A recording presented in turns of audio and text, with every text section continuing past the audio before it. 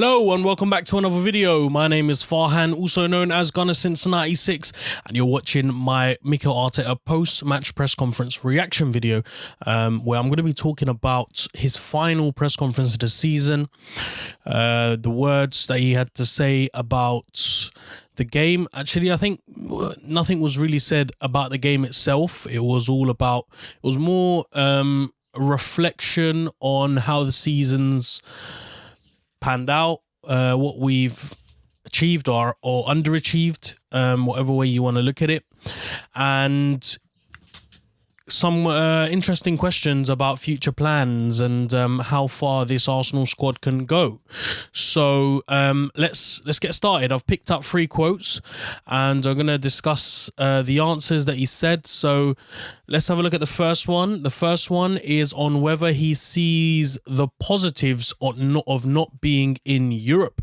It's an interesting one because a lot of fans are quite happy at the fact that we're not in the Europa Conference League. But Arteta said, "I'm sad because this club deserves to be delivered trophies and the Champions League. We haven't managed that. It's very challenging circumstances. But we've tried to stick together and do our best. It's not been enough. We have to be very critical of ourselves, of myself, and then prepare the best possible way for next season to take advantage of that. Hopefully we can have the preseason that I haven't had and have time to work with all those players and try to be a better team." That last bit there was very interesting. Hopefully we can have the preseason that I haven't had. Almost, I guess, responding to his harshest critics by saying, look, you haven't seen the best of us yet. We are still a long way away before, we see the best of this Arsenal squad. I get the impression from him that he would have liked to have been in the Conference League, and I get the benefits of being in the Conference League. There's obviously managing a large squad that Arsenal do need. Let's be honest here. They don't have a backup left back and it's caused a lot of problems. Barely any competent central midfielders. No real backup striker. Aubameyang isn't a striker, he's a winger, but he's been played there because we don't have any competition there for Lacazette, who hasn't been amazing at times this season. The only places we've got enough cover in is our wingers, our right back, our centre backs, and our attacking midfielder. And that's only because we've brought in Odegaard on loan. So there's a problem here at Arsenal of squad depth. And when Arsenal in the summer, they do recruit and they do expand, there is also going to be a question of how does Mikel manage that? And with a competition like the Conference League, that gives him the opportunity to give these players game time and rotation as well. So I don't know. I personally, like I said, I'm really happy that we've avoided it. I'm really happy that we get to focus on the league. But if it means that Arteta is going to chop and change in the Premier League and rotate and experiment, and that backfires, then maybe the Conference League would have been good on that front. But I think in the back of his mind, he'll also know that not having European football is going to allow the boys to just rechannel their focus on one competition and just put their all into it. And especially with the addition of fans coming back as well, it will make the upcoming season a far more exciting one and a far more prosperous one as well, because you only need to look at the game against Brighton and how well the boys were responding to the fans being there. It definitely had an impact. I mean, anyone can see that they were a lot more efficient, energetic, a lot more quicker, a lot more passionate. So there are, I would say, more benefits in not being in Europe than being in Europe at this stage of the process, dare I say it. And But it all depends on how Mikel manages the squad and how he manages individuals in the squad and how he manages new recruits and what he does with, existing players that need to be moved out. But that is another question that's coming up at the end. The next question is about Josh Kroenke, and it's about what he said at the game to Arteta and to the boys. And Arteta said that the same that he says every time that we are on the phone, that he's very supportive, very passionate about the club, and he wants to take the club to a different level. That's the ambition, and that's why he's here. I get the impression that Josh Kroenke is more, I don't want to say passionate, that's the wrong word. I think he's more invested in this project than Stan, because ultimately Stan has handed this down to Josh, but by doing that, he has ultimately shown how much he values Arsenal and what he thinks of Arsenal as a project. If he's going to hand it down to his son and he's not going to prioritize it himself, surely that means that there are other projects that take precedent, So I give credit to Josh for trying his utmost to do these little things like, visit the training ground, which is, I don't think his dad's ever done publicly. Have regular contact with the likes of Vinay, Edu, the other board members, Tim and Sir Lord Harris, and Mikel, of course. So, there's no secret that Josh has been involved, far more involved in the latter stages of our history, of our, post-Wenger days, but it hasn't been enough. It hasn't been good enough. And so these quotes that he pulls out, very passionate about the club and wants to take it to a different level, or if a different level is no European football, that's not the kind of level that us fans want. But I appreciate what he intends and what he wants to do. It's just about, doing the right things. And this is crunch time now. This is it, Josh. We will now see what you are made of.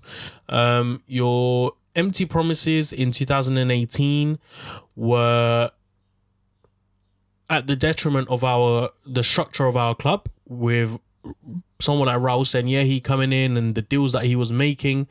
And, just other things like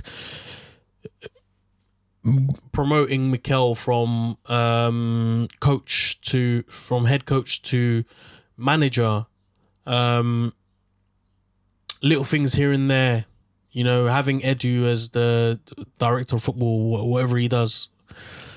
It's just, there was no one there to steady the ship then. There was no one there to try and move the club to the next level as efficiently as possible.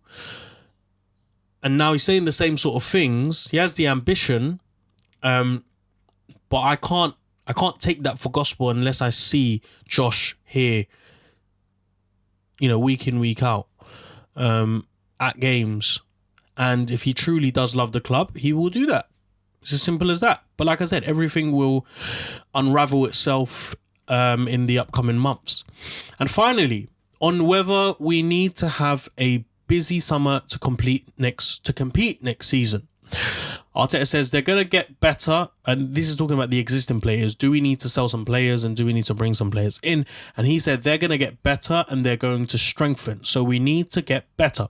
First of all, we have to get our players better, more consistent, and help them to improve. All our way of playing, our philosophy, I think, is in place.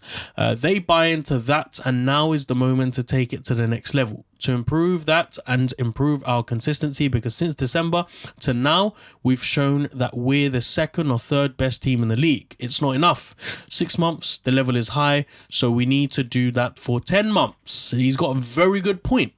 Since January, we have been really good. bar that result against Wolves, which cost us dearly. Dodgy result, which followed by another dodgy result against Aston Villa. Then the 3-3 against West Ham and losing to Liverpool again, I think, 3-0, something ridiculous. Bar those results, everything else has been going pretty well. We've, taken points from United. We've beaten Chelsea.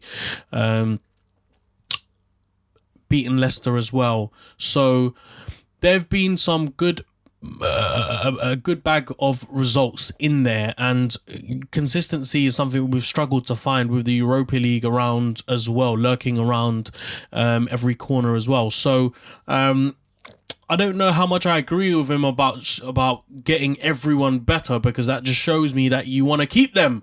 And, God knows that there are some players there that need to be shifted out ASAP. And I talk about players like Bellerin, potentially Granit Xhaka. I don't know how happy he's going to be about wanting to play second fiddle in midfield.